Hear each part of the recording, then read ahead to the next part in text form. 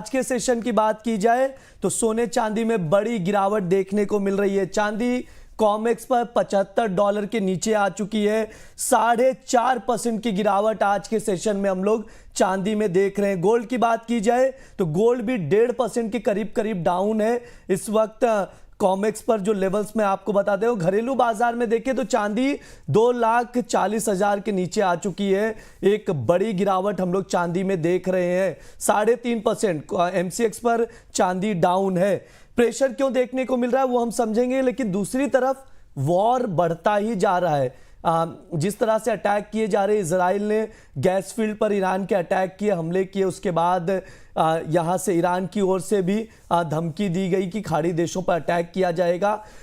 तो तनावपूर्ण स्थिति बनी हुई है एक तरफ, और दूसरी तरफ गोल्ड और सिल्वर में गिरावट देखने को मिल रही है। क्रूड में तेजी है लेकिन गोल्ड सिल्वर गिरता हुआ नजर आ रहा है। ऐसे में ट्रेडर्स क्या करें, गोल्ड सिल्वर में और कितनी गिरावट देखने को मिल सकती है, इन्वेस्टर्स क्या करें, गोल्ड सिल्वर ईटीएफ में निवेशक क्या करें, सब पर बातचीत की जाएगी। हमारे साथ खास मेहमान है आर मनी के डायरेक्टर और चीफ रिसर्च ऑफिसर तरुण सत्संगी जी हैं, एसएस वेल्थ स्ट्रीट की फाउंडर सुगंधा सचदेवा जी हैं, और 3 ट्रेंड रिसर्च एंड एल्गोटेक के डायरेक्टर मयंक कुमार गुप्ता जी हैं। आप तीनों का बहुत बहुत स्वागत है द बोनस में। Thanks for inviting us. Tarun sir, आपसे शुरुआत करना चाहूंगा। बातचीत करना शुरू करें उससे पहले दर्शकों को अपडेट दे देते हैं कि अब तक जो तनावपूर्ण स्थिति है उसमें क्या कुछ डेवलपमेंट आए हैं। यहाँ पर जो युद्ध है तीसरे हफ्ते के चरण में पहुंच चुका है और ये युद्ध लगातार बढ़ता जा रहा है, एक खतरनाक मोड़ पर पहुंच चुका है। इजराइल ने ईरान के गैस फील्ड पर जो साउथ पर्स उस पर हमला किया। साउथ पर्स दुनिया का सबसे बड़ा गैस भंडार है। इसके बाद ईरान ने खाड़ी देशों में तेल और गैस ठिकानों को निशाना बनाने की चेतावनी दी है। ये वो फंडामेंटल ट्रिगर्स है जो गोल्ड को प्राइजेस को सपोर्ट देखते थे, लेकिन इस वक्त मामला उल्टा ही चल रहा है। प्राइजेस को सपोर्ट देने के बजाय यह प्रेशर में ढकेल रहे हैं और गिरावट हम लोग देख रहे हैं। इसके अलावा आप लोगों को बता दूं, कतर पर भी हमला किया गया है ईरान की ओर से। उसके वजह से कतर का जो प्रोडक्शन है तत्काल रोक दिया गया। एलएनजी का जो प्लांट है उसमें आग लगी और भारी नुकसान की खबरें आ रही हैं। रास लाइव करके जो वहां पर गैस था वहां पर यह हमला किया गया है और सप्लाई को तत्काल प्रभाव से रोक दिया गया। इसका इंपैक्ट हम लोग गैस के प्राइजेस पर भी देख रहे हो। गैस की किल्लत ऑलरेडी चल रही है, चाहे भारत हो, तमाम देश हो, विश्व भर में।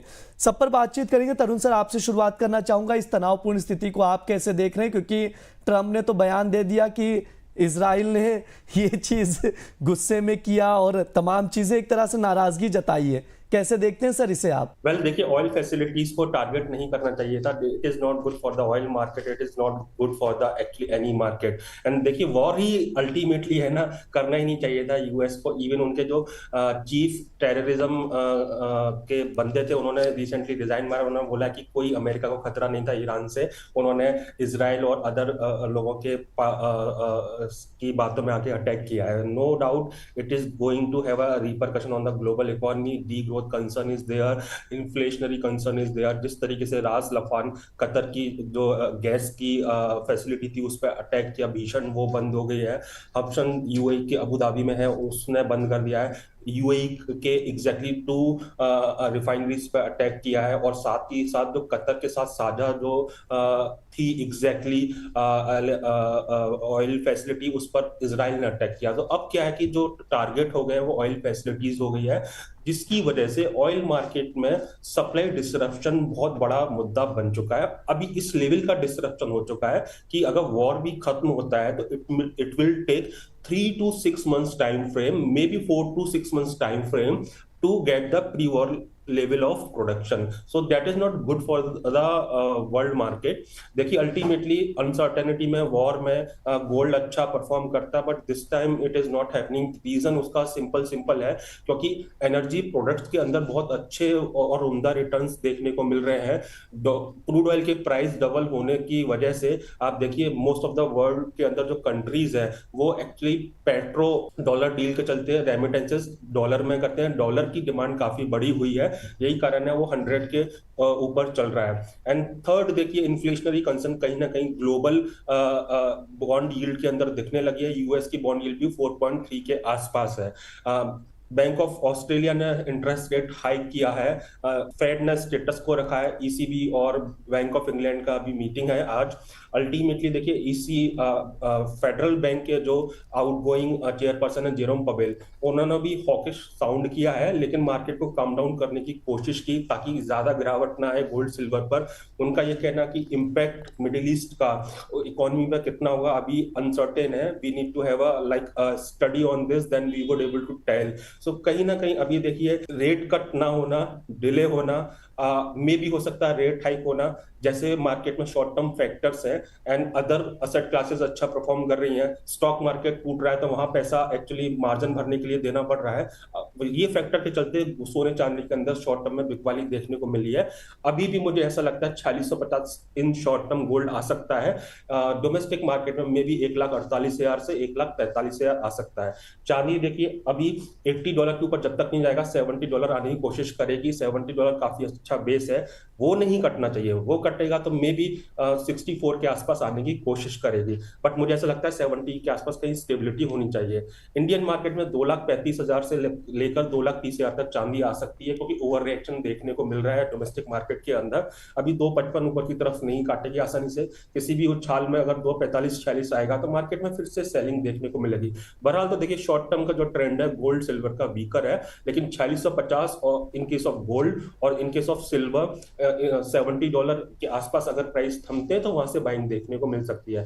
No doubt long term will have a positive story, but as of now market is not reacting on the long term fundamental factors, it is reacting on the short term factors which is negative for the bullion. Sir ये सब तो ठीक है, लेकिन black coat में एकदम professor वाला look लग रहा है सर। थैंक्स ब्रिज भाई। मैंग सर आपके पास आऊंगा, अभी मैं टेक्निकल चार्ट पर आपसे व्यू लूंगा, क्योंकि हम लोग जब से बात कर रहे हैं लगातार प्राइजेस में डिप आ रहा है। सिल्वर देख रहे हैं तकरीबन 5% गिर चुका है इंटरनेशनल मार्केट में, $73 के करीब करीब पहुंचने की कोशिश कर रहा है। डाउन साइड लगातार सेल ऑफ हम लोग सिल्वर में देख रहे हैं। गोल्ड में भी दबाव है, $4822 पर ट्रेड कर रहा है, लेकिन चांदी में ज्यादा दबाव हम लोग देख पा रहे हैं। घरेलू बाजार में देखें तो वहां पर भी 2,37,000 के करीब करीब चांदी पहुंच चुकी है। सर टेक्निकल चार्ट पे क्या और प्रेशर दिख रहा है यहां पर, और कहां तक गिरावट दिखाई दे रही है? जी ब्रिज जी नमस्कार जी ब्रिज जी, जिस प्रकार से सिल्वर में हमें मोमेंटम देखने को मिल रहा है, मुझे लगता है कि लगातार जो $70 पे काफी टाइम से सिल्वर सपोर्ट लेने की कोशिश कर रहा था, अगर इस बार $70 के नीचे सिल्वर जाता है तो आने वाले समय में हमें $55 तक सिल्वर में गिरावट देखने को मिल सकती है। और $55 वही लेवल है जहां पर सिल्वर ने ब्रेकआउट दिया था और प्राइस वहां से $120 तक जाते हुए हमें दिखाई दिए थे। तो अगर वहां पे अगेन आने के सपोर्ट लेने की उसको डिटेस्ट कर सकता है सिल्वर आने वाले समय में। इसी तरीके से अगर हम एमसीएक्स सिल्वर की बात करें तो 2,27,000 से लेकर 2,30,000 एक सपोर्ट जो बन के निकल के आ रहा है। अगर प्राइस इस लेवल को ब्रेक कर देता है तो सिल्वर में यहां से कम 30 से 40,000 रुपए की गिरावट मुझे लगता है कि आने वाले समय में और देखने को मिल सकती है, क्योंकि मोमेंटम जो है अभी वीक बना हुआ है। और इसके पीछे का एक रीजन और है, अगर मैं डॉलर इंडेक्स की बात करूं तो अभी 100.20 के आसपास चल रहा है और 100.5 लास्ट स्विंग हाई है। अगर 100.5 के ऊपर डॉलर इंडेक्स निकलता है तो वहां पर 102 और 104.5 तक के हमें लेवल देखने को मिल सकते हैं। और देखिए दर्शकों को यह भी बताना चाहूंगा कि डॉलर इंडेक्स बढ़ता है तो क्यों गोल्ड सिल्वर में गिरावट देखने को मिलती है। देखिए कोई भी देश है वो अगर गोल्ड सिल्वर को खरीदता है तो वो यूएस डॉलर में खरीदता है। अगर यूएस डॉलर स्ट्रेंथ होगा तो होगा कि जितने अमाउंट से वो पहले वो गोल्ड खरीद पा रहे थे उससे कम अमाउंट में वो अब गोल्ड खरीद पा, उतनी क्वांटिटी कम खरीद पाते हैं सेम अमाउंट से।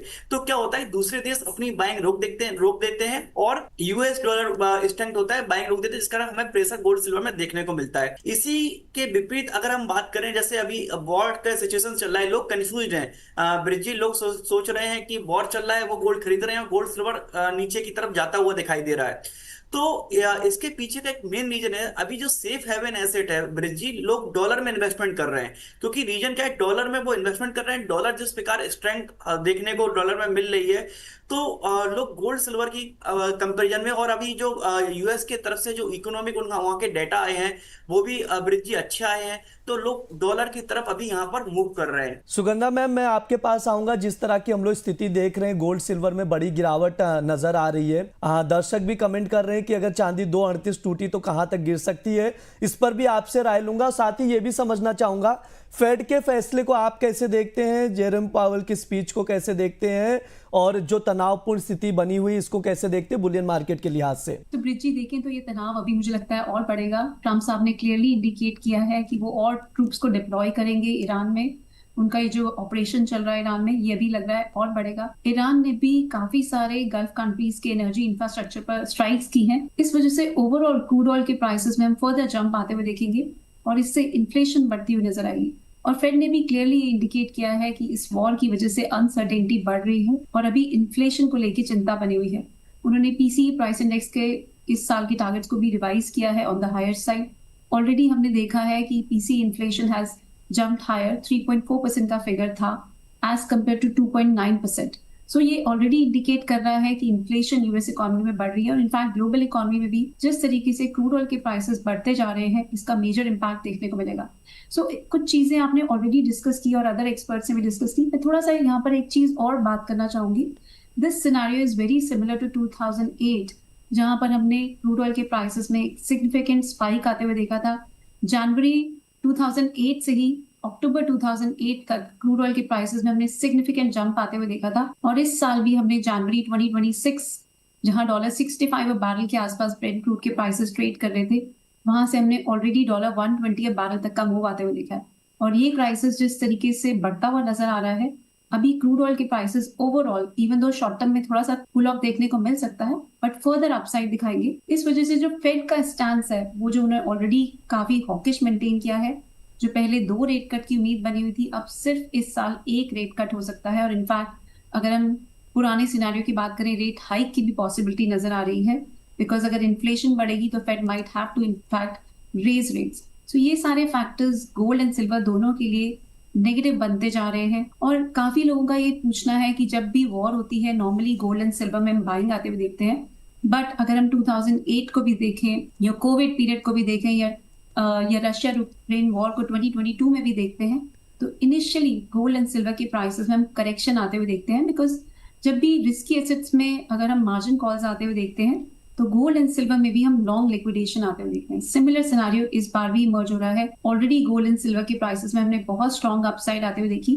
बट अब गोल्ड एंड सिल्वर में हम लिक्विडेशन आते हुए देख रहे हैं। Time wise and price wise correction का फेज है जो स्टार्ट हो चुका है। अगर हम की लेवल्स की भी बात करते हैं तो गोल्ड में अभी अगर हम देखें तो $50 to 80 पर आउंस पर एक बहुत स्ट्रॉन्ग रेजिस्टेंस बना हुआ है। डोमेस्टिक मार्केट में देखें तो 1,65,000 एक इंपॉर्टेंट रेजिस्टेंस है। जब तक ये ब्रेक नहीं हो जाता, अभी यहाँ से फर्दर डाउनसाइड की पॉसिबिलिटी नजर आ रही है।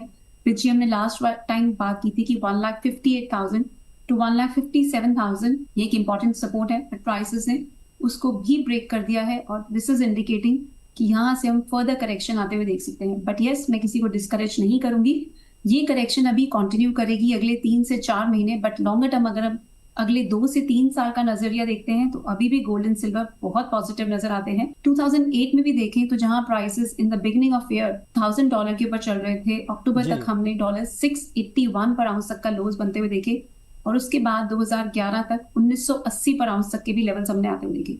सो थोड़ी करेक्शन है, बट लॉन्गर टर्म सिनेरियो बहुत पॉजिटिव है। बट शॉर्ट टर्म में अभी अवॉइड करें कोई हेवी बाइंग को, बेटर है यहाँ से वेट करें, कैश पे ही रहें, कुछ और डिक्लाइंस मिलें तभी गोल्ड एंड सिल्वर में बाइंग की अपॉर्चुनिटीज को आप हंट कर सकते हैं।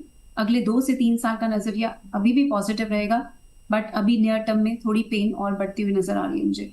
अगर मैं की लेवल की बात करूं तो गोल्ड के प्राइसेस में 1,45,000 एक फर्स्ट सपोर्ट रहेगा।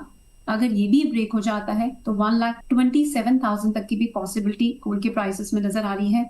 मंथली चार्ट क्लियरली इंडिकेट कर रहे हैं कि एक करेक्शन का फेज स्टार्ट हो चुका है। सिल्वर में भी देखें तो एक सिमिलर सिनेरियो इमर्ज हो रहा है। ब्रिजी हमने 2,25,000 के लेवल की बात बहुत बार की है और हर बार इस लेवल ने सिल्वर की डाउनसाइड को प्रोटेक्ट किया है, बट इस बार इट सीम्स कि 2,25,000 का जो इंपॉर्टेंट सेक्रोसैंक्ट लेवल था वो भी ब्रेक होता हुआ नजर आ रहा है और सिल्वर की प्राइसेस में फर्दर पेन देखने को मिलेगी। इंटरनेशनल मार्केट में भी देखें तो $70 पर आउंस सिल्वर के प्राइसेस को काफी हद तक सपोर्ट करता हुआ नजर आया पिछले काफी टाइम से, बट ये लेवल भी अगर क्लोजिंग बेसिस पे ब्रेक हो जाता है तो सिल्वर के प्राइसेस में हम फर्दर पेन आते हुए देखेंगे। डॉलर इंडेक्स काफी हद तक इंडिकेट कर रहा है कि जो सारी सेफ हेवन डिमांड है अभी डॉलर में ही देखने को मिलेगी और dollar index is headed higher. अगर 101.5 का लेवल डॉलर इंडेक्स में ब्रेक हो जाता है तो हम फर्दर अपसाइड आते हुए देखेंगे और इसका हम negative impact gold and silver के प्राइसेस पे आते हुए देख सकते हैं।